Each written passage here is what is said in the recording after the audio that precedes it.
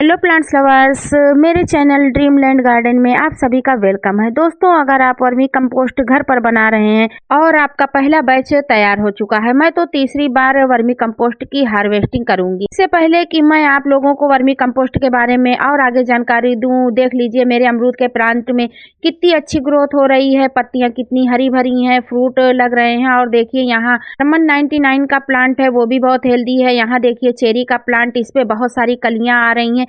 ये सभी कमाल है वर्मी कंपोस्ट का। और इसके साथ ही हमने बहुत सारी वेजिटेबल्स लगा रखी हैं, जैसे लोबिया है, मूली है, लहसुन है, प्याज है। बहुत सारे ऐसे सब्जियां हैं जो हमें किचन के लिए ज़रूरत पड़ती रहती है। हमने धनिया लगा रखा है। इन सभी में वर्मी कंपोस्ट का बहुत ही ज़्यादा यूज़ होता है।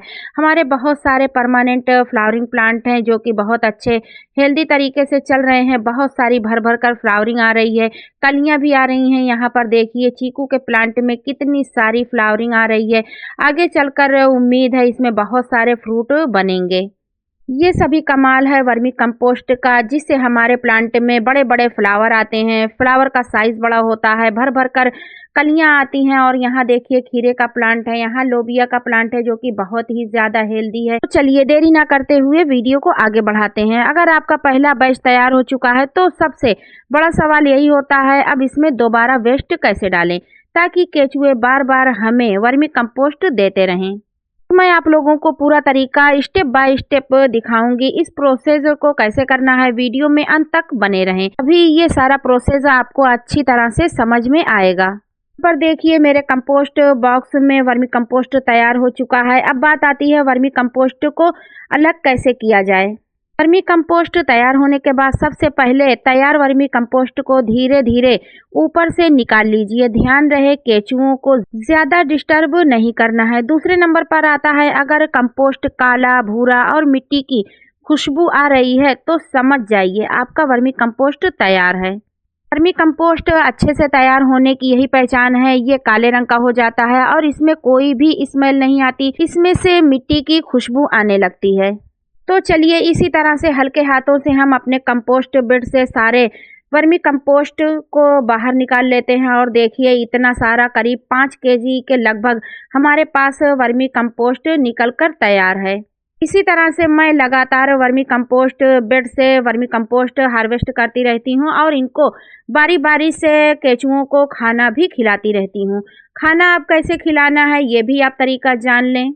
अब आपके पास कंपोस्ट तो है ही, लेकिन असली फिक्र की बात तो अब आपके सामने आती है, वो है केचुओं को जिंदा रखना। और जिंदा रखने के लिए हमें बार बार वेस्ट खिलाना जरूरी है।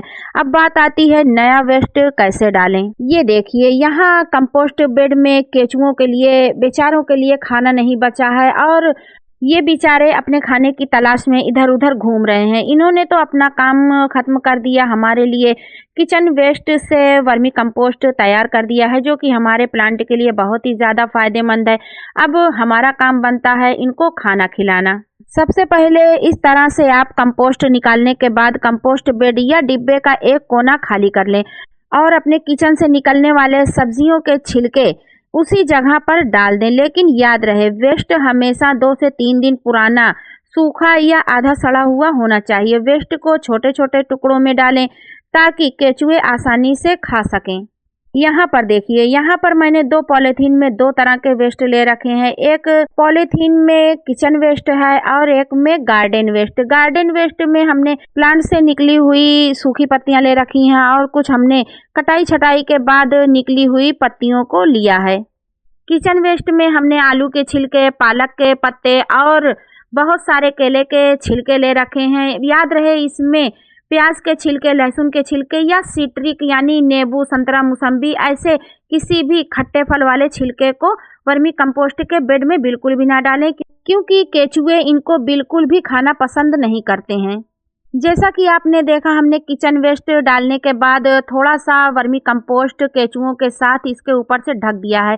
अब हम एक कोने को खाली करेंगे और अपना गार्डन वेस्ट डालेंगे। इसके ऊपर से सेम प्रोसेस करेंगे।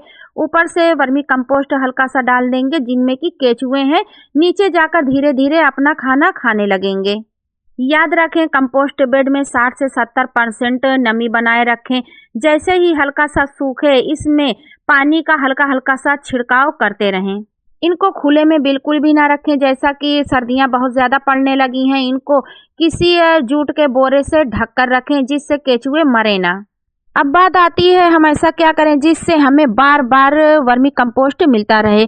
हमें करना ये है जैसे जैसे वेस्ट खत्म होगा हर 7 से 10 दिन में नया वेस्ट डालते रहें। इस तरह से आपका वर्मी बॉक्स या बेड कभी खाली नहीं होगा और आपको साल भर ताज़ा वर्मी कंपोस्ट मिलता रहेगा। अगर आप सभी को ये जानकारी काम की लगी हो तो वीडियो को शेयर करना मत भूलिए ताकि हर गार्डनर अपने वेस्ट को वर्मी कंपोस्ट में बदल सके। गार्डनिंग की ऐसी ही नेचुरल ट्रिक्स जानने के लिए चैनल को सब्सक्राइब ज़रूर कीजिए।